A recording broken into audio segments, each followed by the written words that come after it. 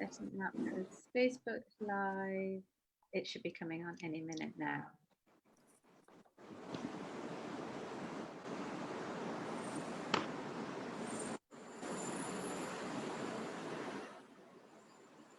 Let's see.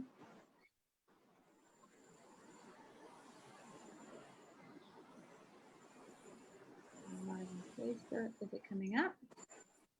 Yes, I see it. You see it? Okay, we're now live on Facebook as well. This is being streamed. We're just waiting for a few people to join in.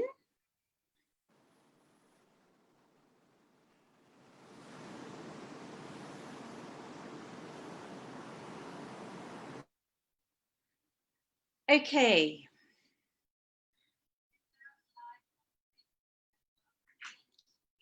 Okay, so guys, I have unmuted, I have muted everyone, but if you have a question, please feel free to unmute yourself and to ask a question.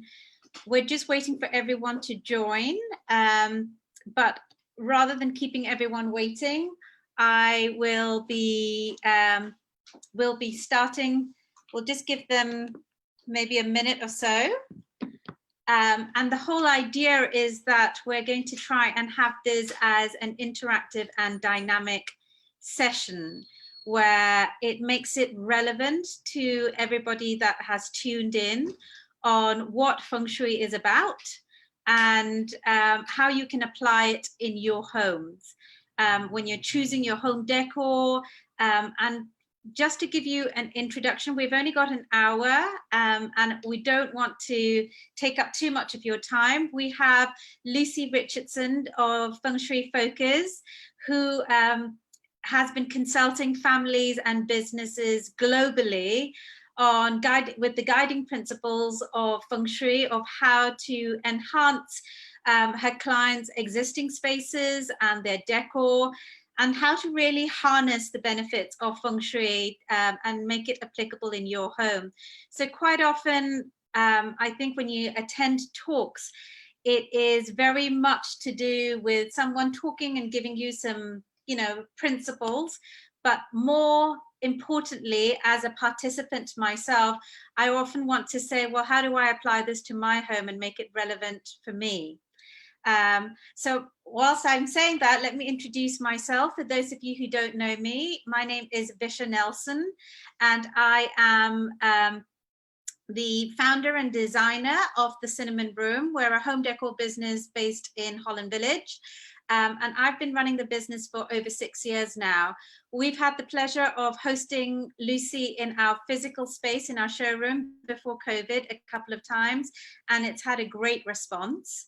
And so during this pandemic time where, we've had to think about our health, we're spending a lot more time at home, and we're really thinking of, the relationships that we have with the people at home, spending a vast amount of time, and how to improve relationships with people that you may not see. Lots of different things changing in 2020, and for us all having to adapt to that. So the idea was I thought it would never been a better time to have this talk on Feng Shui, of how we can use the basic principles, learn a thing or two to improve our health, career, relationships, family. So without me going on too much, I wanted to hand it over to Lucy. And Lucy, if you can unmute yourself, and you can then hand it over to Lucy to do an introduction and start the session. Okay, thank you, Visha. Can everybody hear me? Can you hear me? Yes, we can. Yes. Okay, great. Okay. Well, thank you, Visha, for the introduction. So I'm Lucy, and I am Feng Shui Focus. I've lived in Singapore with my family since 2007. So it's 13 years now, and I rediscovered Feng Shui when I moved to Singapore. And this is then when I decided to learn more about it. And I did my Feng Shui training with Lillian Tu in Kuala Lumpur. That was 2009 and 2010. And then after that, I set up my own business, my consultancy business, Feng Shui Focus. So I have been running this, my own consultancy for more than 9 years now. And it's been very interesting and really great. It was always my hope that once the children get older, I could find a new career and do something that I really enjoy doing. So here I am. Right. To talk about Feng Shui and how we can combine this with our home decor. Now, Visha has already said a few things. And it really is, I mean, home decor really is what makes a house a home. And now we all have things in our house that are necessary, that we need. We have the beds and tables and chairs and stuff like that. But it is with actually the home decor is that we bring our own personality into the house. And this is where we choose the colors we like with our soft furnishings and with the art that we choose. So this is how we make our home more personal and individual, and also how we make it so that we feel good in our home. Now, connecting this with Feng Shui is actually easier than you think, because many people are afraid that their Feng Shui master will tell them that they have to change everything in their house. But it's not like that, and actually it shouldn't be like that. The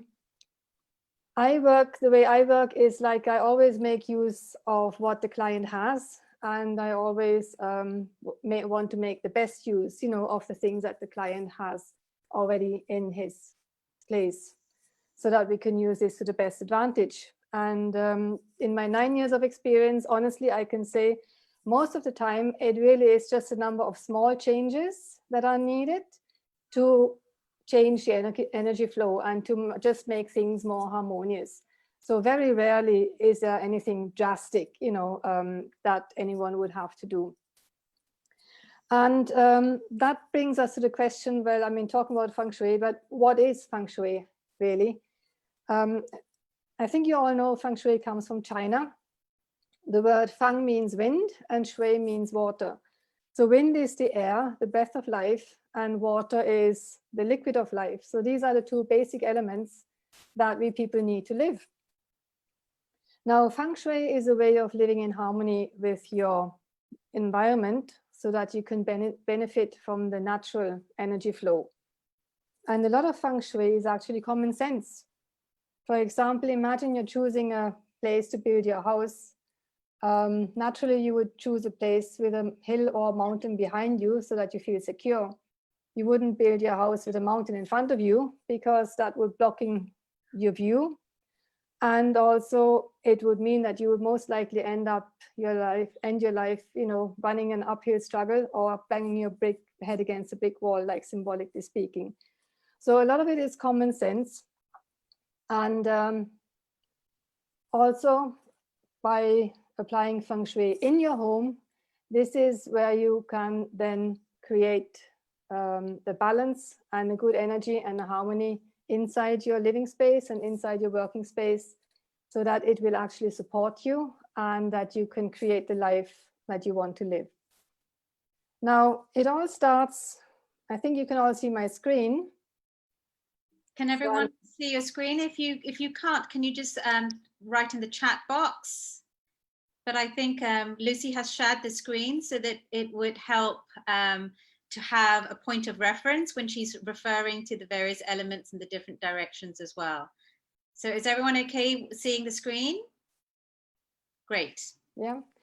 So this illustration here, it's called the 8 aspirations formula. This is actually the basis of one of the main Feng Shui formulas.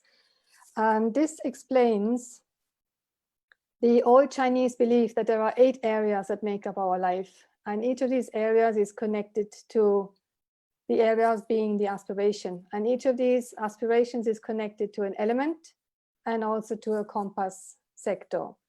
So now we have 5 elements in Feng Shui, and you will see on this chart, it's very colorful, and this is why the elements are represented by the color. So if you're looking at the red one says south, and that is connected to your recognition and fame luck, and it belongs to the fire element. So now recognition and fame is really important for anyone who wants to have a career in his life, because without recognition, you're not going to move upwards in your career. The next one is the southwest. I'm just going through a bit quick because I also wanted to answer all the questions that people have already sent in.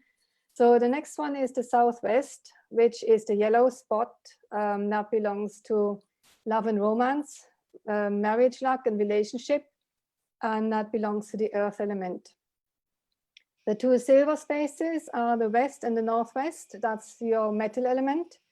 The west belongs to descendants luck and creativity. So anyone who would like to have children, or couples who would like to have children, they should activate their west area. And the northwest is connected to mentors and networking, also helpful friends and travel as well. So these are the metal sectors. And then the blue one at the bottom, that's the north, that covers your career luck. So again, also very important for a lot of people. The northeast is education and knowledge and wisdom.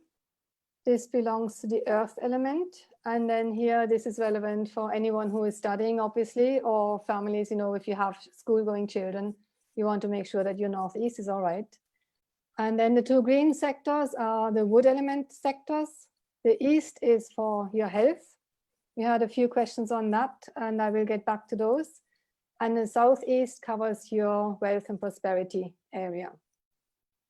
So this is basically the basis of having the right element in the right place so that you can create the harmony within your home, so that the energy flow can be positive and harmonious. Now, sorry if I keep looking across there because this is where I have my questions. So I wanted to start with the first question at this point.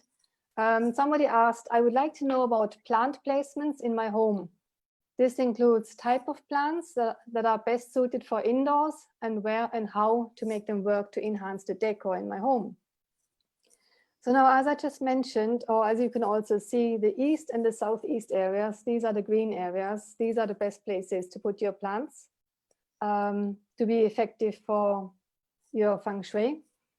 You can use any plants that you like.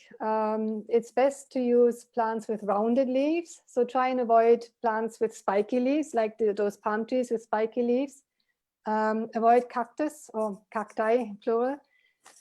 You can have them further away, but you don't want to have them really direct next to you because those spiky things, they send out what's called poison arrows. And that can make you feel quite uncomfortable, or it could even make you sick in the worst case. If they're further away, it's not so much of a trouble, but don't have them right next to you. Now, the best feng shui plants are upward growing plants, because then if they grow upwards, then they also represent growth energy, because you see how they are growing. You want your health to be healthy and grow, well, symbolically growing, and obviously your wealth, you want that to grow as well. Another really good use for plants is to cover sharp corners. So for example, if you have sharp corners pointing at you from a bookcase or something, you could place a plant there to actually cover that corner. That would also be very helpful or very useful. Now, another question was, I would like to know if plastic plants have a space in feng shui. Now, by all means, yes, I think you can absolutely use artificial plants. Nowadays, you can get them, they're really nice quality. But the thing is, you also have to look after these artificial plants, you know, as if they were real plants. I mean, obviously, you don't need to water them, but you have to look after them. You have to dust them regularly and just make sure, you know, that they do look, that they are in good shape. And then another question was, what should we have on each corner? Now, there are different schools in feng shui. Now, as I mentioned earlier, I studied with Lillian Tu in Kuala Lumpur. And I mean, the feng shui she uses is generally very widely used in Asia. I know in the States, for example, they have a different approach. They talk about like front left corner and front right corner and back left corner. And so this is different in the States. I'm not too familiar with that because I want to focus on what I've learned and what makes sense to me. So the question really is about what you should have in each corner is look at your apartment and figure out the compass areas. And then this chart here will tell you what you should have, or what you ideally want to have in each corner of your home. So yes, I just wanted to say that I think that, you know, having this chart that you've shown us with the 8 aspirations formula is fantastic as a sort of guiding principle of what colors or elements serve each corner. But then if for someone like me who has no sense of direction, it would be really helpful. And I think I'm sure that you're going to be showing us, but to apply this practically into our space. How do we find apart, you know, say everyone says use a compass and stand in a room. You're going to show us how to do that with, and, you know, to guide us through it, Lucy? I am, Visha. Yes, I am. Actually, this is my next picture. Hold on. No. Sorry, I'm not. Here we go. Okay. So this is just a sample floor plan. It's a pretty standard floor plan of a condo. The good thing about this one is it's fairly regular. As you can see, there's not many areas that are missing. So what you need to do with your own, well, I'm afraid you do need a floor plan if you want to start thinking about Feng Shui, or, well, it helps to have a floor plan. If you don't have one from your landlord or something, you can draw it yourself. It's not too difficult. So anyway, so you need to start off with your own floor plan. And then what you want to do is, like in this picture, you want to draw a grid or a square, a rectangle along the outer lines of your floor plan. And then you will see, hold on, can you see my cursor? Yes, we can. Like, so for example, here, there's a few bits missing and there's a few bits missing here. Just ignore that for the moment because you need to use the outer lines and you need to make it regular. It needs to be regular. So we don't want any L shapes or anything. Even if your house is an L shape, you need to draw a rectangular square. And if you do have an L shape, then you will find out that there is something missing in your floor plan. And very often that area in your life actually is also missing. It doesn't have to be, but very often it is the case that that area in your life is also missing if it's missing in your home.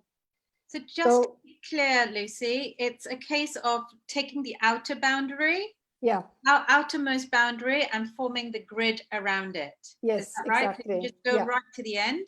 Yeah, and exactly. Square from the outermost points. Yeah, exactly. Yes. And it has to be a square. What if it were a rectangle? A rectangle is okay. A square. Okay. Sorry, I keep saying square, but it should actually, a rectangle is great too, because the rectangle is also regular.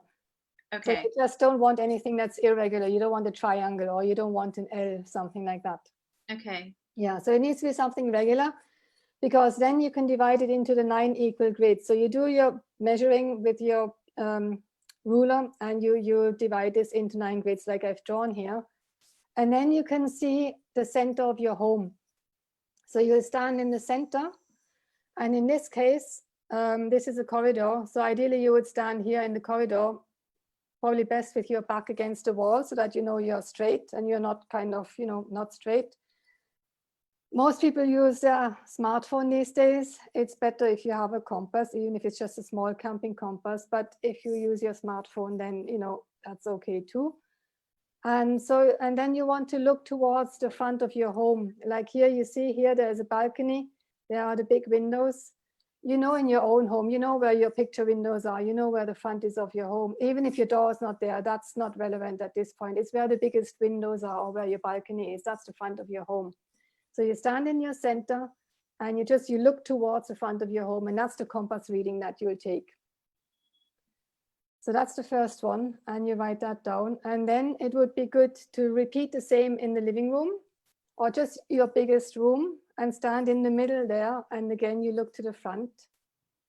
And those should really be, you know, more or less the same. They won't be identical, but they should be very similar.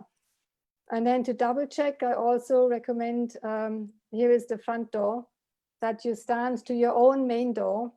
And this time you look out of the main door and you take another compass reading.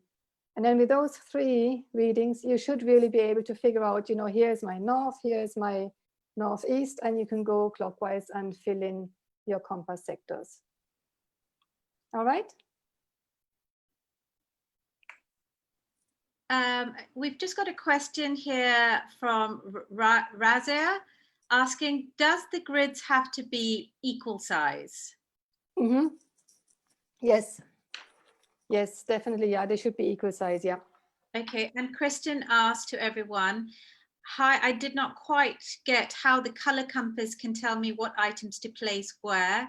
Can you please repeat or clarify? I think you'll be going into that further on, aren't you, Lucy? That yes, I mean that will keep coming. That will keep coming back throughout our chat. Yes, absolutely. Yeah, I think, Kristen, what Lucy's doing is to just show us the basics of the principles behind it and how to get the measurements, or the directions, because it's all going to be based upon this grid. And then she'll then talk to us about how we can actually apply and place things.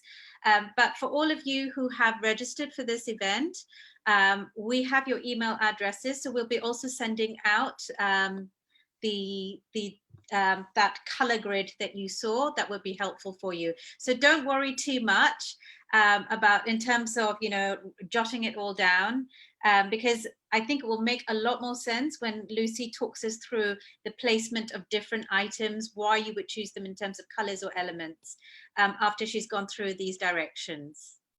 Okay, I hope that answers your question. Okay, Kristen says, great. Perfect. Yeah. Okay. Now, another question that was asked was, can I give any tips to make use of Feng Shui in small spaces?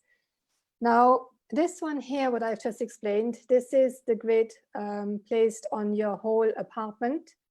Obviously, you can use Feng Shui in a small space. You can also apply that grid, for example, just here to your living and dining room.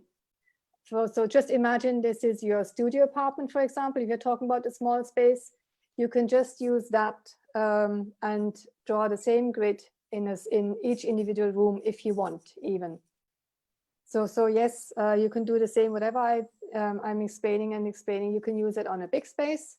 It either applies to your east room, like here, there's a whole bedroom in the east, or you can apply it to the east corner here in your living dining room. Okay. Okay, so you're saying that even in a small space, you could stand in the center of it, yeah. get various 8 directions, yes, and then say, okay, if east is a particular color, particular element, I'm going to place it there. Yeah. In this corner, even though it's in the northwest grid.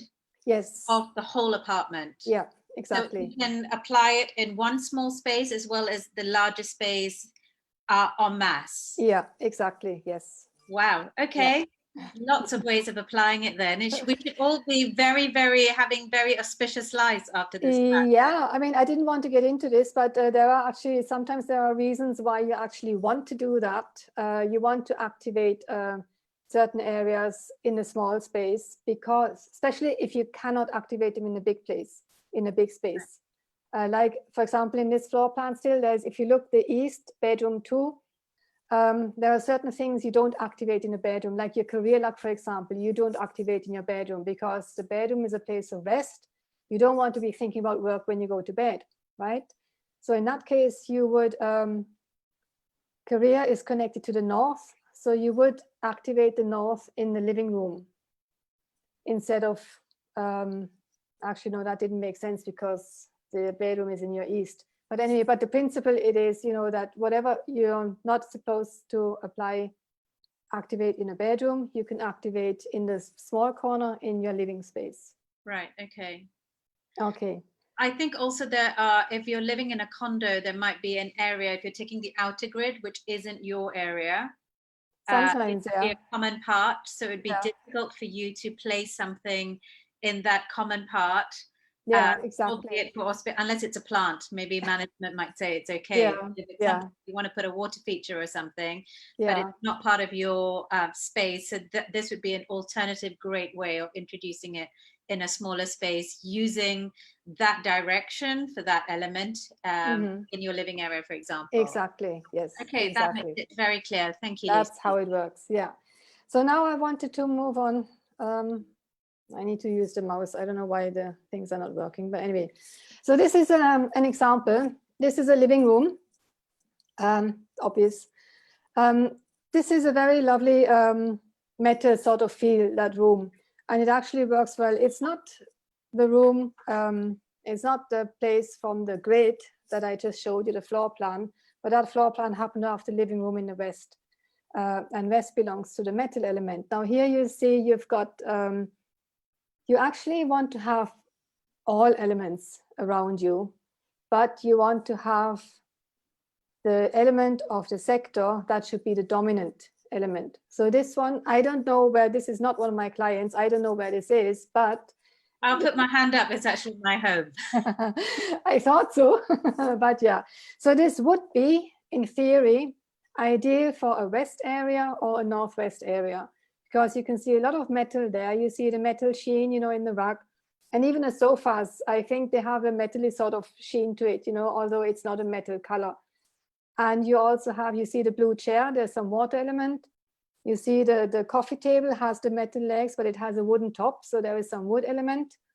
You see a lampshade, there's your fire element, and even in the yellow pillowcases is some earth element. So you see you've got all the elements there, and the dominant element is the metal element. So this would be perfect for your west or northwest area. Now, if this is the wrong place in your apartment, you know, then I would suggest change your pillows or change your rug. You know, this is how you can be very flexible and how you can really change the feel of a place and change the energy of a place by just changing the colors. And yeah, that's really how you work with the elements, really. There is the next picture. This one is, for example, you see the bookcase. This one is much more muted, is much more neutral. It's very balanced. Now, books, you see the books in the background. Books is always a symbol of knowledge and wisdom, obviously. Now, this would be a great in the Northeast, for example, because that's connected to your wisdom and your knowledge. All the beige tones, colors, the neutral tones speak earth elements. So this would be great if it was in the Northeast or the Southwest, because these are the two earth element sectors. And also, especially when you live in a condo, if you live a bit higher up in a condo, if you have earth on your flooring, that would really be good to give you some grounding energy, because when you're higher up, there's a danger you can lose the grounding energy. So if you're higher up, even if it's a different sector, having some earth element, you know, on your floors would actually help to feel you more grounded. And now, as you can see, actually here you see the small chart again with the colors. So now look at this one, and then look at this, look at the difference. Now here it's the same area, it's the same spot. You've changed the rug. You've got a bright red rug there. It gives the place a lot more, it makes it a lot more vibrant. It makes it a lot more, yeah, colorful, obviously. But by doing that, you're actually also changing the feng shui. Because if this is now the Northeast or your Southwest sector, you've activated the feng shui because you've added some fire element. That means you have actually activated this area.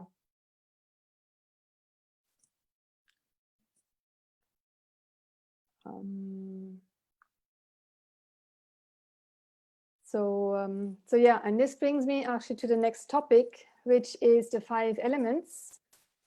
And they have a certain relationship to each other. Now there is, when we activate an area, we want to apply the productive cycle. So now you're looking at this, you look at the red arrows. You see the red arrows? This is the productive cycle. So it goes like this: fire produces earth element in a way that when you, at the end of the fire, you're left with ash, and that becomes earth. So fire produces earth, earth produces metal. Think about all the gold and the precious stones and the jewels that are found in the earth, which is considered metal.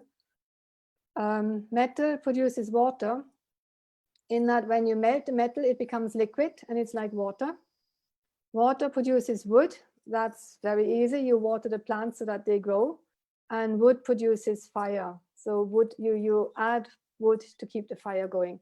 So this is how you then activate the certain areas you want to activate, by using the producing element. Could you go into the detail of when you say you activate to make it a productive cycle that goes in the circle? Yeah. So like in the previous image of the two different rugs in that space, the library space, you said that it was activating because we introduced red into it. Mm. But that was going the opposite direction because the previous image was an earth element. Yeah, but fire produces earth. The productive cycle. So when it's activated, does it have to go in one direction, or can it be in the opposite direction as well? No. The opposite direction is called the exhaustive cycle. And this is when you have bad energy somewhere and you want to exhaust it. You want to subdue the bad energy. That's when you use the exhaustive cycle. But you have, with changing the rug, you've added fire. Fire produces earth. This was on the assumption that this is an earth element sector. I mean, I don't know, but it's just, but it was a good example because we had the identical pictures with a different color rug. So just assuming this is an earth element sector, which was very harmonious and perfect as it was, all in the beige and earth tones. Then you add the red rug, fire produces earth, so you're activating it. Right, okay. I ask this because we quite often get clients who come in and they're trying to choose a rug, and I'm a very colorful person. So when I'm trying to suggest that they use color in their home, if they like it, not because I'm just telling them it would look good, but they do like color, but they don't do it. People like to err on the side of caution and just say, we'll go neutral, maybe we won't get bored. And I think it'd be really interesting to know from a Feng Shui perspective that sometimes you just need that added incentive to say, actually go for color. It'd be a really good way of activating in your home. You know, no one's going to say no to good luck or activating good luck. So it's really interesting to see of how you can use the cycle to either exhaust it or activate it. Yeah, definitely. Yeah, absolutely. Okay.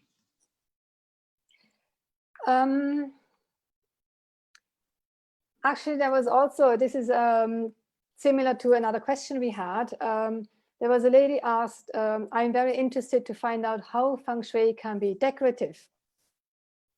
So this is a really good point. And this is actually what we've been talking about, like you're starting with a rug, you know, not all rugs are essential. Sometimes you use a rug to be decorative.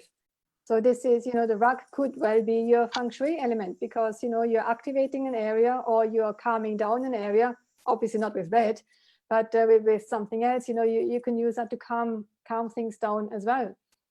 And this is really important also, like, what I mentioned earlier during a consultation is how you can use decorative things to improve the energy flow.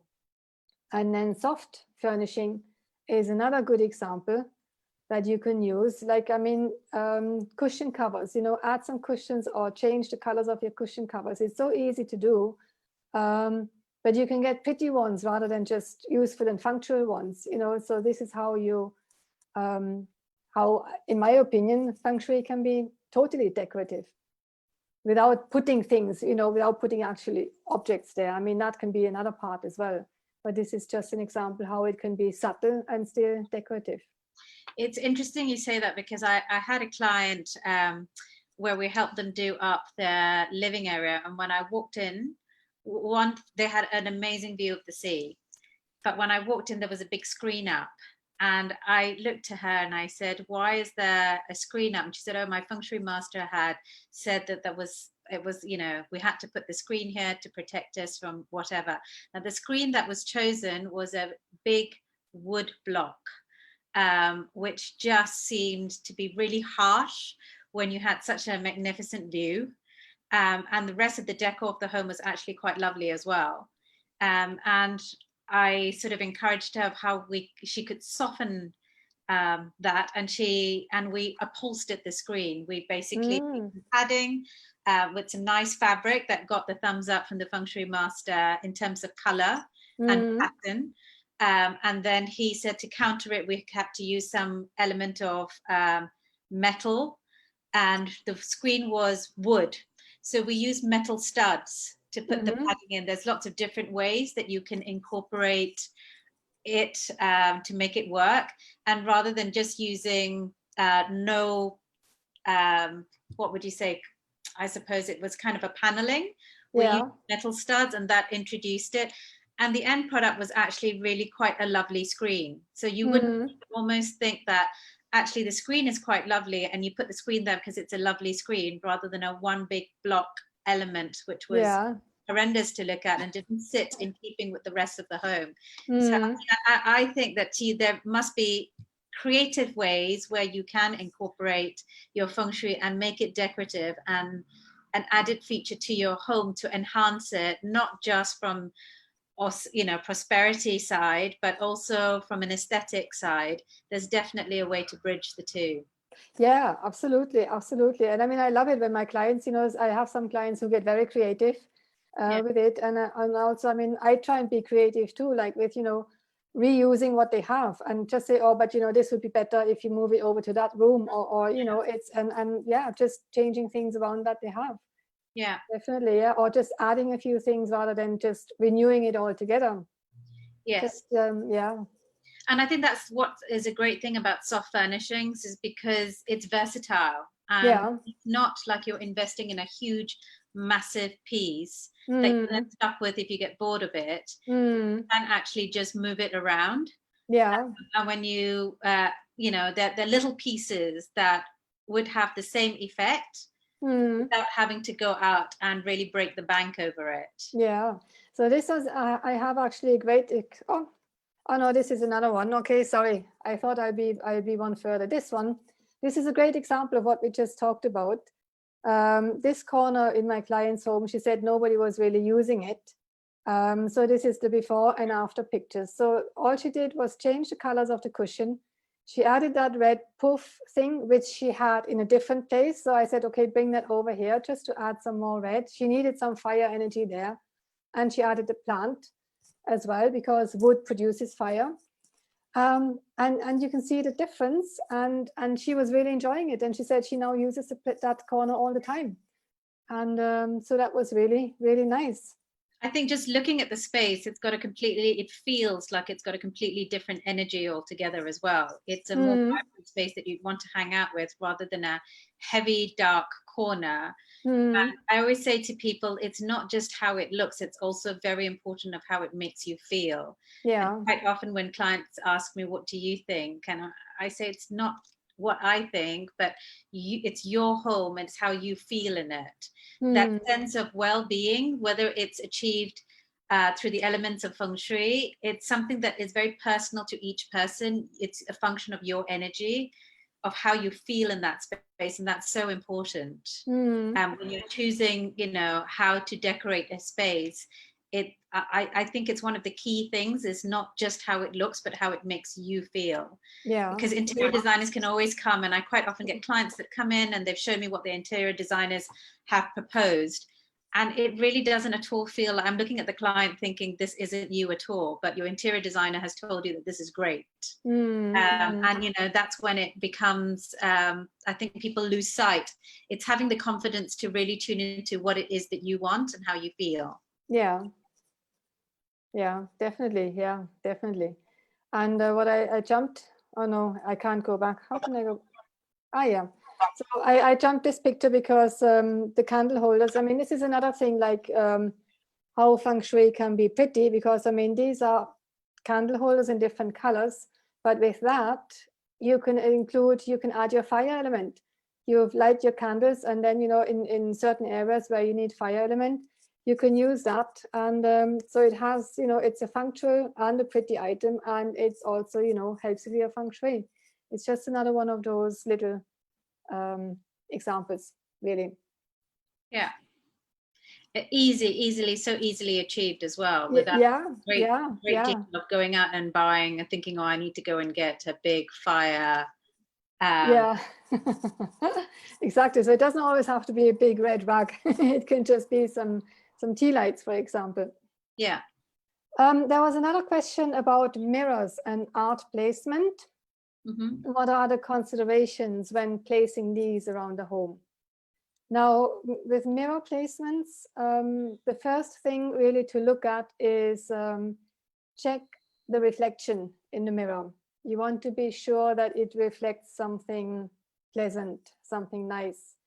You don't want it to reflect like, actually, it should not reflect like the bathroom door, for example.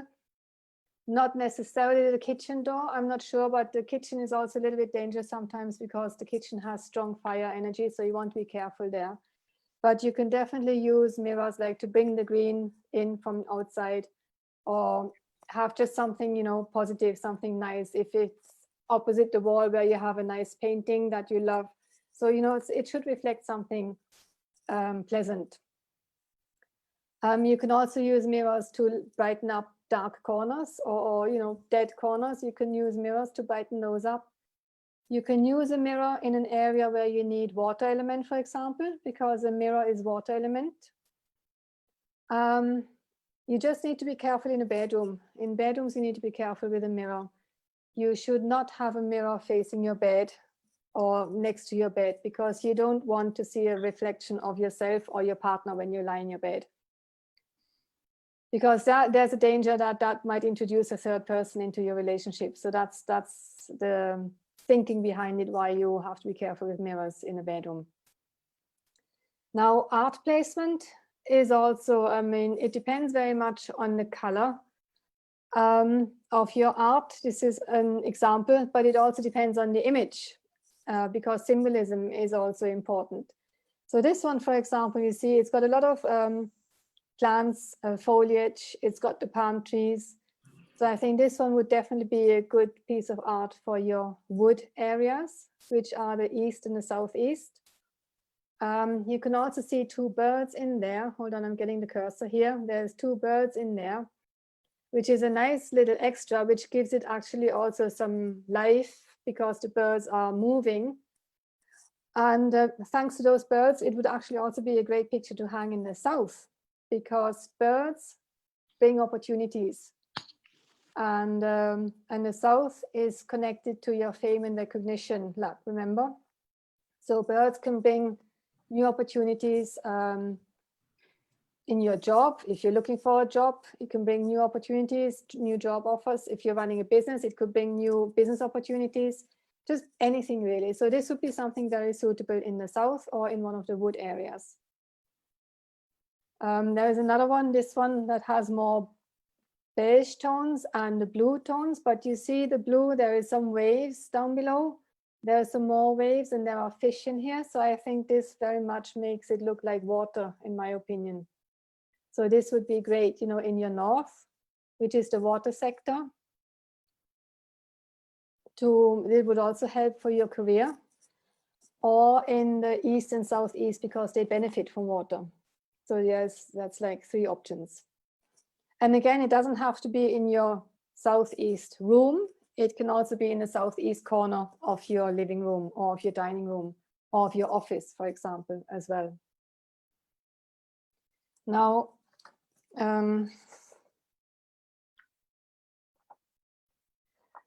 coming back, there was a question, another question about mirrors, saying, can you add a mirror in the dining area? Definitely, absolutely, you can. And it goes on to say, which is better, directly facing the balcony or facing the main door? Now, you never want to have a mirror facing your main door.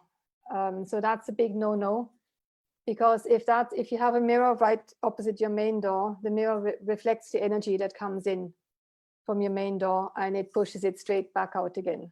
So you don't want to do that. A lot of people like having mirrors in the dining room to reflect the dining table. Because when you have your food on your table, that's another way of not expressing your wealth, but I mean, if you have a lot of food, you know you're well off, and having a mirror to reflect the food will instantly double the food and like double your wealth, so to speak. So this is a very Chinese way of thinking, but it's definitely one place. The dining room is a good place to hang a mirror. And then another question from the same person was, where should you place an aquarium, in the living or dining area? Now that's an interesting one. Obviously an aquarium is water, and an aquarium is actually a very, very good Feng Shui tool. Water is very powerful. And again, you want to place an aquarium in an area that benefits from water. So again, in the north, you can boost, if you want to boost your career, you place it in the north. If you want to actually activate your health, you place it in the east of your living room. Or if you want to activate your wealth and prosperity, that's the most common use really, where people place their aquarium, you put it in the southeast. So these would be the 3 best places. And there was another question talking about health. Which corners of the home area are for health and how to enhance them today? And the same question is for wealth and financial stability. Now, if you remember, I've got the small chart again down here. The health is connected to your east sector. So the east, like I mentioned earlier, is where you want to have plants. So you can enhance, strengthen your health luck with plants, but not in a bedroom. So if the east is in your bedroom, sorry, if your bedroom is in the east, same thing really. So if your bedroom happens to be in the east, you can use wooden furniture, or you can use green bed linen, for example. So again, it's very easy to enhance your health luck. If your east is in the living room, you can obviously add plants, or you can paint the wall green if you want. But it doesn't have to be so drastic. So just using green soft furnishings will be good, and wooden furniture. Again, you want to avoid the spiky plants. And then, especially because the question said, how do you enhance them today? I was wondering whether that's a hint to our troubled times at the moment. A lot of people are concerned about the health. So you also want to look at the energy of the year, because there are big changes every year in the energy. Some of you know me, so you know that I'm doing every year at the beginning of the year, I'm doing a talk about the energy of the coming year. And this year, for example, you also need to look out for your south area, because there's a so-called illness energy is in the south this year. So you also want to look at your south and make sure your south is harmonious, and you should have a cure really in your south also to protect your health this year. Sorry, Lucy, can I just quickly ask, and maybe I missed this earlier, why would you not have plants in the bedroom? Because I see a lot of clients that do have plants in the bedroom, and they... Yeah, I know they are good to cleanse the air, and but they actually also take away your own oxygen when you are in the bedroom. When you're supposed to replenish your own energy, the plants actually take away from that. Is there a way of countering it? Because I was recently at a client, and actually she wouldn't let me have a photograph of the space until she put the plant. Oh. And she showed me a picture of the bedroom corner with the plant and without the plant. And I have to say that the plant really did enhance the room. So yeah. If you did really think that that was the case, is there a way to counter it? Or would you just big no, like you've said, that the mirror faces the doorway? Yeah, it's better not. It's better not. I mean, if it's a big room, you know, it might be all right. It might not disturb her so much if it's a big room. But if it's a smaller room, then I would really prefer to remove the plant. Okay. Yeah, that makes that's interesting. I'll slowly, gently let her know then. But you know what? I mean, if she really wanted something green there, you know, she can also use a picture then, you know, use a picture of a nature scene, something green. Yeah. For example, that would probably be an alternative, you know, that I would suggest. if Yeah. it's the right place, you know, for that sort of energy, for that element. Okay. Right, and health, yes.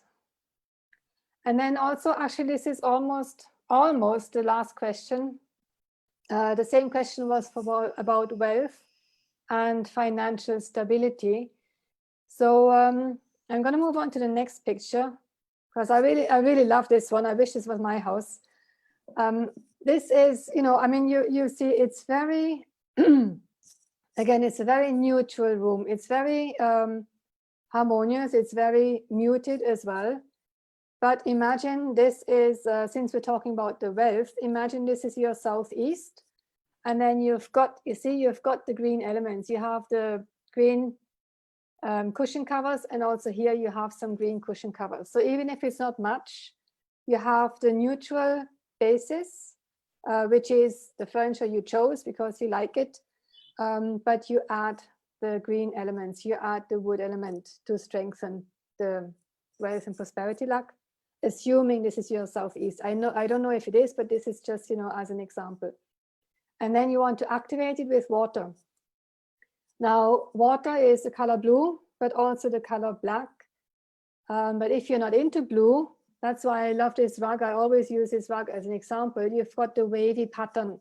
So you can also use shapes. And this wavy pattern then gives you the water element to activate the area. So you see, it's very neutral, very classic in style, and yet it has excellent feng shui, if this is your southeast. So this is how you can do it, and you know, and no one would ever know. Yeah. This is actually a picture of one of my clients' homes, and whenever this picture makes it out into social media, I think we have the most number of likes to it. And it's, I think it's because visually there is balance and symmetry in the room of how I was about to say that, yeah, the balance as well, yeah. it's, you know, aesthetically looking at it, it makes an impact, and yet it's still quite neutral. So it's relatable to whether you want a bold statement or something neutral. It's impactful and still memorable. Yeah. And you know, they have since moved from this house, but I remember when we placed the rug here, and I was just like looking around thinking, God, this just totally works. And this is not even their living room. This is just their entrance hallway. Yeah. And you can see how it can be actually, you know, very, it doesn't have to be in your face. You know, you don't have to go overboard with your greens and your blues. You really don't have to be overboard, but it still makes a statement, even if it's like subtle in this case. So what I'm understanding is that water in the southeast is a good element for wealth. Yeah. And is that because water is just abundant? Yeah. So and what's really, I think, interesting is that I would think of I would just associate it with the colors, but when you talk about the shapes as well, of how there's a wave or there is a flow, that there's so many interesting ways with feng shui, rather than just the element of water and the color of, we associate blue or a turquoise green ocean, that the shapes as well is another great way to introduce it in. So it's actually really quite versatile, rather than being hard, rigid rules of feng shui. Yeah, definitely. Yeah. And if you also, I mean, if you're looking for financial stability, which is also quite a concern for many people at the moment, then you also want to, in addition to your southeast, you also want to look at your workplace or your home office. Yeah. It's not just, you know, don't just, well, obviously you want to do it in your home, but do it in as many places as you can, you know, where you spend your time, a lot of your time. You want to check that you have your mountain support, which is like your positioning where you sit when you work. So you want to have a wall behind you for your mountain support. You want to check your helpful people, which is your northwest area. These are all things, you know, in addition, you know, to give you more stability. So there is, it's not just the one thing, you know, it's not just about money. It's also, you know, your network, your superiors, you know, you want to make sure that they keep having your back, you know, that they keep supporting you. So that's what you mean by when you say mountain support. It's the Yeah. network of people that are supporting you in your position. Yeah. So Yeah. what would be a good way of introducing mountain support into your home office? Because I think that's a very relevant question for all of us that have had to work from home more than we ever thought we would ever do. So the first thing, obviously, not obviously, but the first thing is you want to sit with your back against a solid wall. So you don't want to sit with your back against a window, because then your back is exposed. Unless there is nothing opposite, I mean, then it depends what view you have. But as a general principle, it's better to have your back against a wall. You want to also sit in the command position. So you have a view of the room and also a view of the door. So you know who's coming in and out or who's coming in. The mountain support is also like on the wall behind you. You can hang a picture with a mountain, a physical mountain picture, because mountain that's the support. A mountain also represents the earth element, which is very nurturing. You could also look at symbols if you want. You place a tortoise behind you, a figure of a turtle behind you. That is also a very common symbol for mountain support, or just support in general. Did I hear right? A turtle. Sorry, a turtle, yes. A turtle. Yeah. How is the turtle supportive? Because it's got that hard shell. Yeah. And it's the shape of a hill. It's the shape of a mountain. Okay. Right. So that might explain why there's a lot of, in Chinese calligraphy, there's a lot of images of mountains being painted. Oh, yeah. These watercolors, and you quite often see that being hung. Yeah. And so now I understand it isn't just about the landscape, it's about the symbolism behind it as well. Exactly. Yeah. I have a question from someone who's just asked on Facebook. Marta asked, can you have a cupboard behind you instead of the wall? Yeah. Yes. Yeah. That's still a rigid piece of furniture that symbolizes if it's a closed cupboard, that's great, because I mean that will then probably be like a sort of room divider or something to mark your space. So that will be great if it's got like doors. But don't, I'm in my son's room today because my office doesn't have such good light. So this is my son's room. Just don't have like open shelves behind you, because the shelves, this is another source of poison arrows, because the shelves, they're like blades cutting into the air. So this is something you should not have behind you. But if it's a cupboard like with closed doors, that's perfectly fine. Or even the back side of a bookcase, for example, if it has a solid back, you could use that too. Okay, I think it's really interesting, because now I think everyone's just adapting to whatever space they can find. Yeah, yes. It's not like we've been dedicated a room. I know so many people have lost their guest rooms because, one, they can't have guests, and two, they've had to double up any desk that is available to work from. And so I suppose it's, again, going back to that grid that you showed us with all the color elements of how we can then counter it if we are forced, and you don't have, I know, I've been to clients recently where his chair faced a doorway. So he was looking forward with a great view of greenery, but as you open the door, you look directly to the back of his chair. Ah, okay. So for someone like, I think that's also quite common, because we're now sticking tables anywhere we can. And you wouldn't normally place a table there, but it was an empty space. So for something like that, what would your recommendation be to counter it? Yeah, I mean, you should actually really, if you can help it, you should never sit with your back against the door.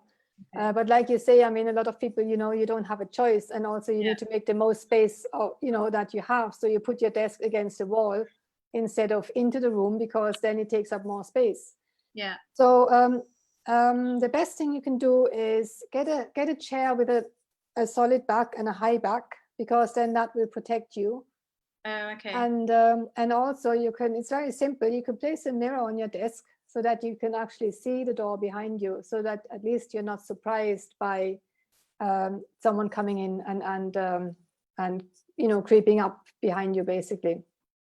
Okay, so the actual reasoning behind not having the chair facing the wall, the doorways, that you don't know what's heading towards you. Yeah, and also, I mean, you're in a vulnerable position. You know, someone could come up behind you. I mean, I know it's extreme, but you know, someone could come up and knock you on the head. You know, behind you. You don't know what's happening behind you. Yeah. So you want a solid back, a tall back if you can. What you can also do actually is you can hang a hanging crystal in the doorway. Okay.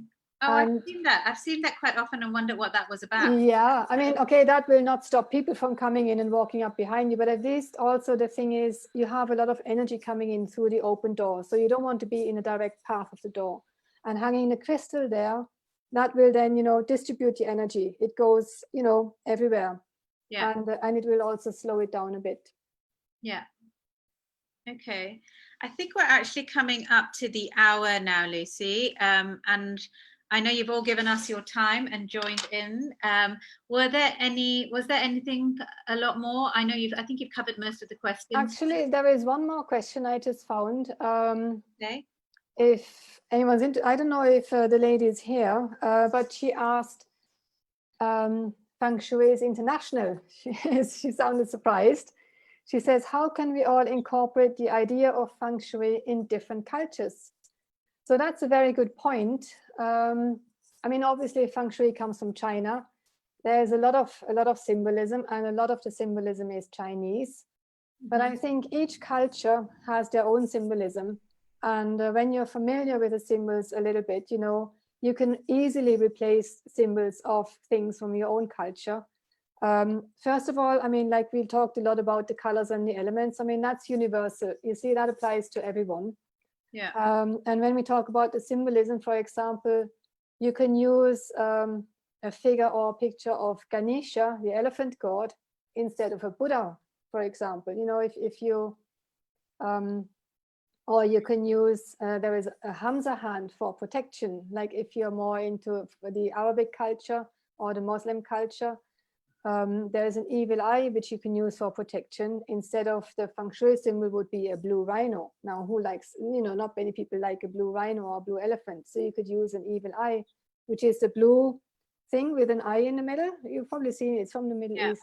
So, you know, there are lots of symbols that can be replaced, you know, that can be replaced. And also, I always mainly try and work with colors and elements, because this is really what most of my clients want.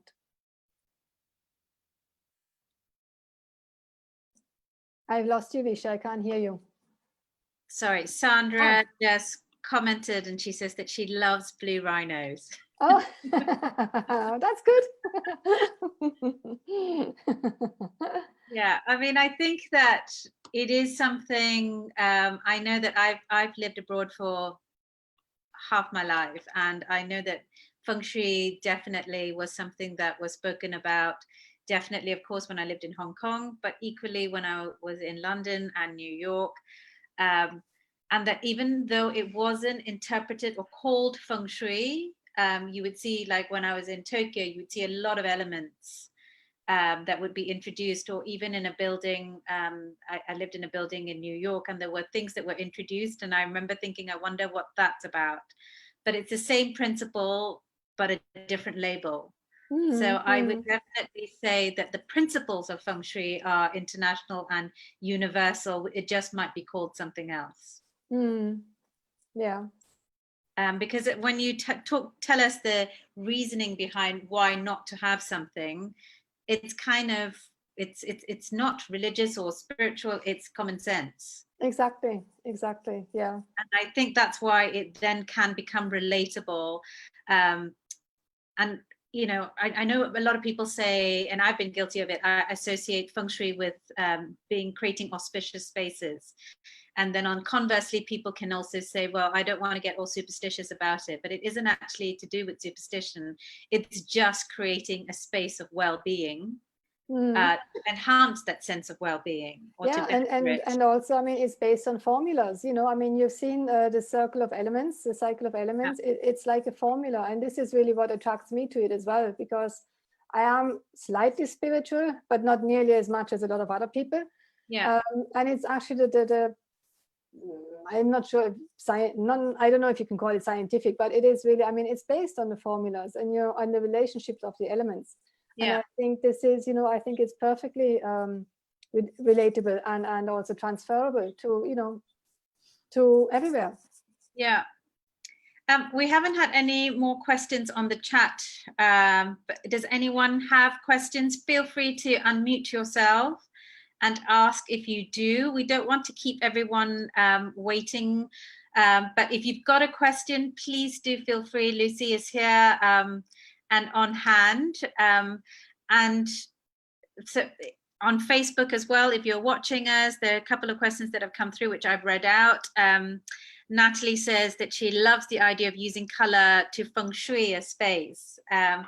But anyone else for any other questions? Otherwise, we will wrap up. But I think it's been a really useful exercise to just introduce the basic principles of feng shui. And I know that Lucy does lots of private home consultations, and you were doing it even over COVID, virtually, weren't you, Lucy? Yeah, yes. Because I think essentially what you need is a floor plan, and then you draw up the grid and you tell. Exactly, yes, and some pictures of the home. People have actually started sending me videos, so they've made little videos, going through the house and sent me videos, which is even better than the photos. Yeah. Or I've also had, meetings on not Zoom, but we used whatever, like WhatsApp, even that is good enough to, and they just walk me through the house. So I mean, it's all possible. Yeah, I think we've all had to become a lot more innovative, and I've had the same, that I've had a lot of clients show us videos rather than pictures walking through the house, and then you actually get a feel for the space as well. And when you take a photograph, you're only taking it from a certain angle, right? When for a video, you see what else is around the room. So I know that Lucy is definitely available for feng shui consultations, advice. If no one has popped in any questions, a few thank yous to say that it's been informative, which has been great. I've sat in on this session. I think this is my third or fourth time, but I've always learned something new. And actually for me, doing this virtually means that I can sit and actually listen more so, rather than being distracted in a room when I'm trying to host everybody. So I've actually learnt more in this session than I have with the physical session. So that's another great thing about the new dynamics that we're in. Kristen says she's always been curious of feng shui. This was a great kickstart for a beginner like me, and I will try to incorporate in my condo. Thank you. So I think that's, the purpose of this is also to make it dynamically interactive and practical.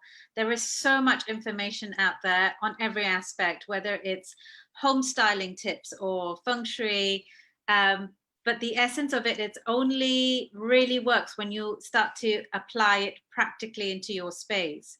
It's like reading a book, but not actually, you can read how to drive a car, but until you actually drive a car, it doesn't work. So I hope you've all had a great insight. For those of you who have registered, and for those of you who are watching on Facebook Live, if you haven't registered, but it's just been easier for you to click onto Facebook Live, I know we've had viewers, just feel free to send us a DM if you've got any questions, or write it up in the chat when this is streamed, when you're watching it in the replay.